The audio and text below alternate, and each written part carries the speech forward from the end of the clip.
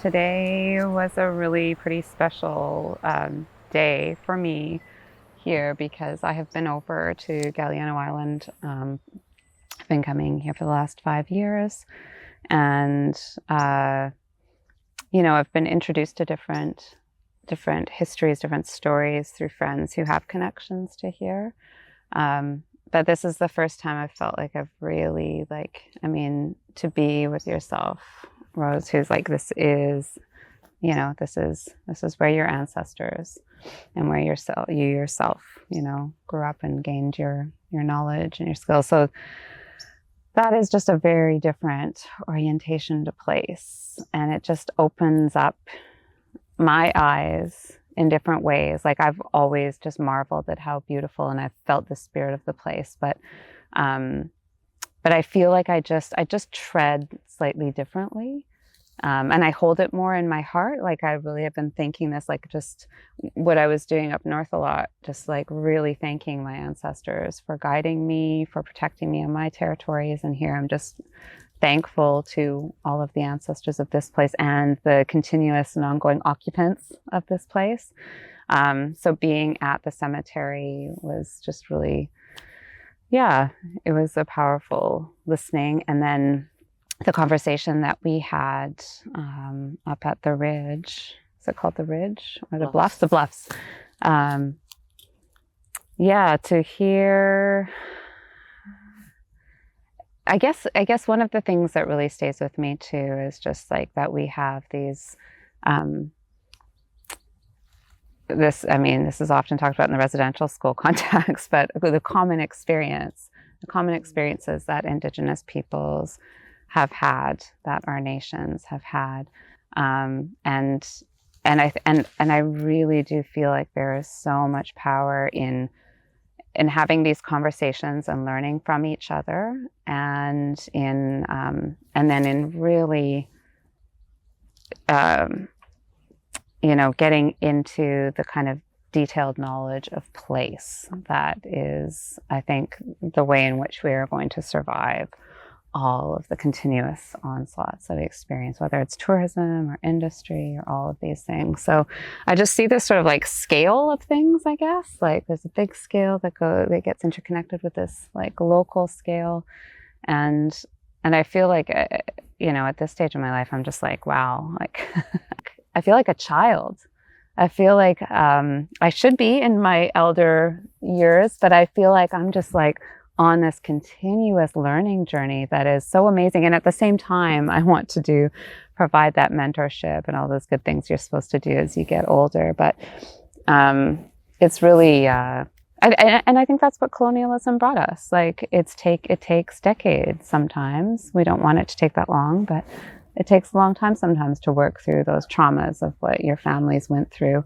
And I think it's really hopeful. It's hopeful to tell people there's no, like, it's okay if you don't know this, like you can learn about it and you can pass on these teachings. And so these were all the things that I guess would be my big takeaways. So I'm just very grateful for the learnings and the teachings. Took a few centuries to get to where we are, and we've only had the last 30 years or so to start undoing it. We've got a path ahead of us. Yes.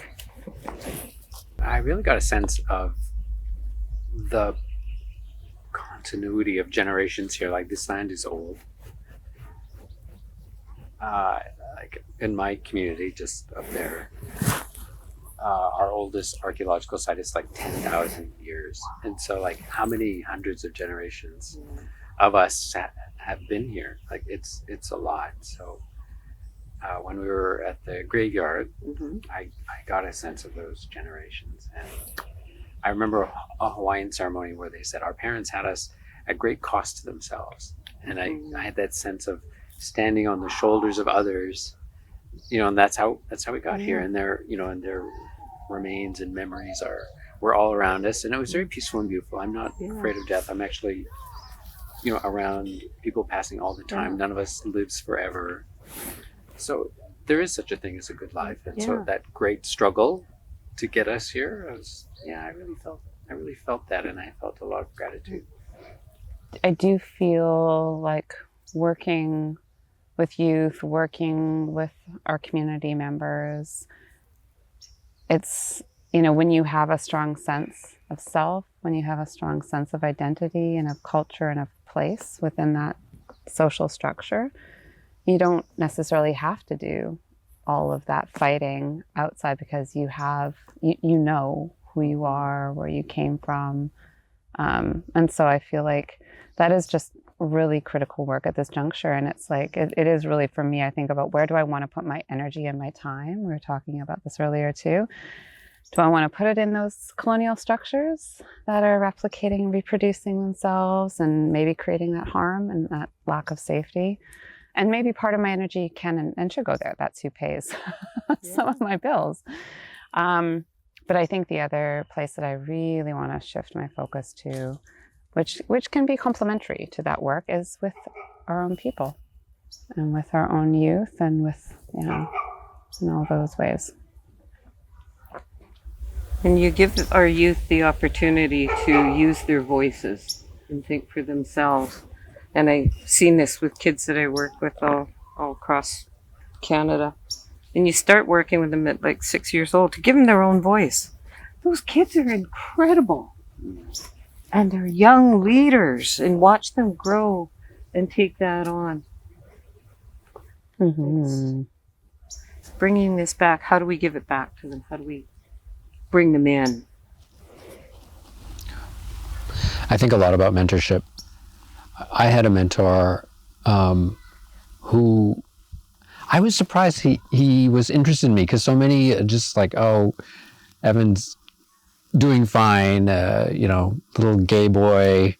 You know, there just seemed to be reasons why they wouldn't mentor me. And so when one said, oh, you know, I'm very interested in your development, it kind of surprised me. And I hope, well, I wish that for everyone, right? Everyone can have someone strong to be their example, someone who's a warrior, but also kind, you know, shows you that you can be all of those things.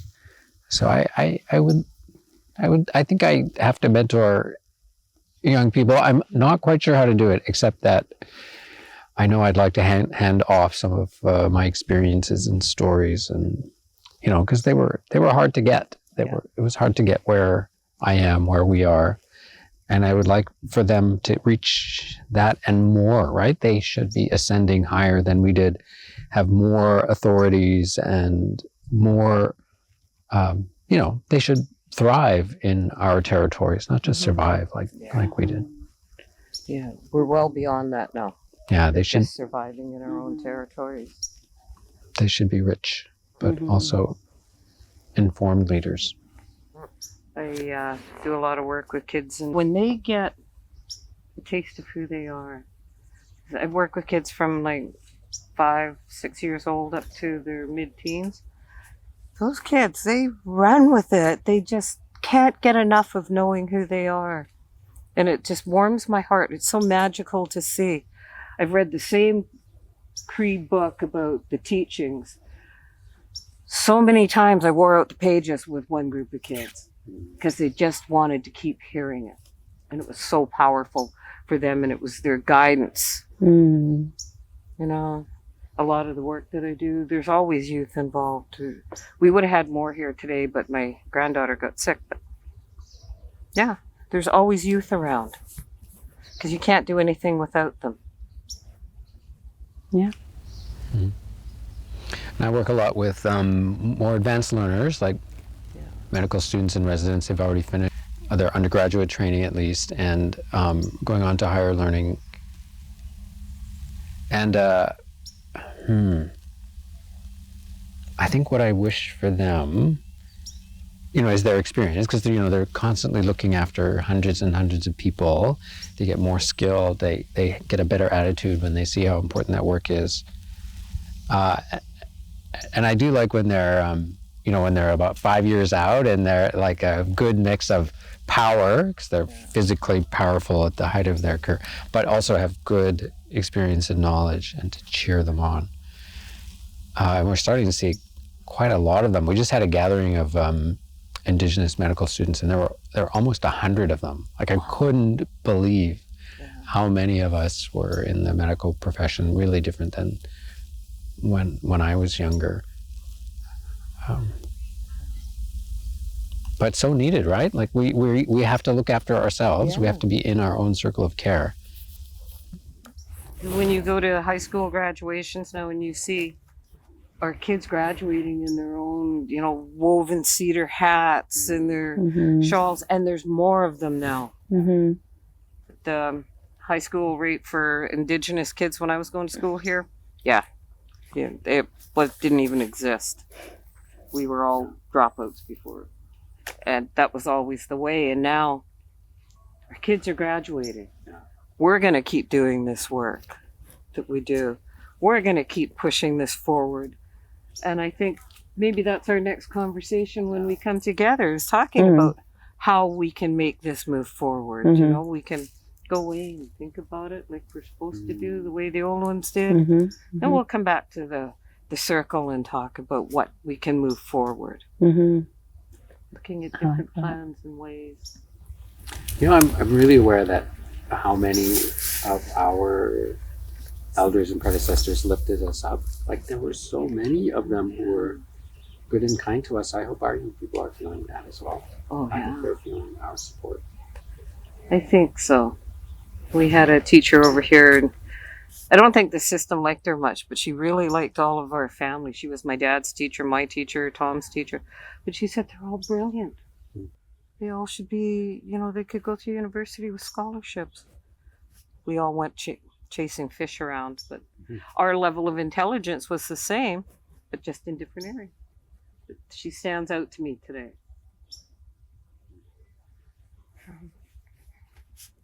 It's been just the most amazing day.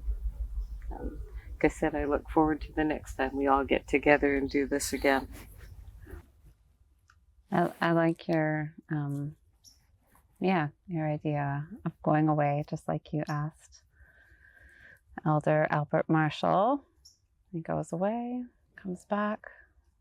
Need to think about it, and and bring the generations together. That is the most powerful learning. Is creating those pathways for the younger ones to come together. We've talked about a lot of different stuff, so we've all got a lot to think on as we go in our different directions today. But when we come back together, you know, that'll have all settled with us. And be able to speak more about that. Thank you both for a really amazing day. Thank you. Thank you, so Rosemary. Honored by that we could come together and do this.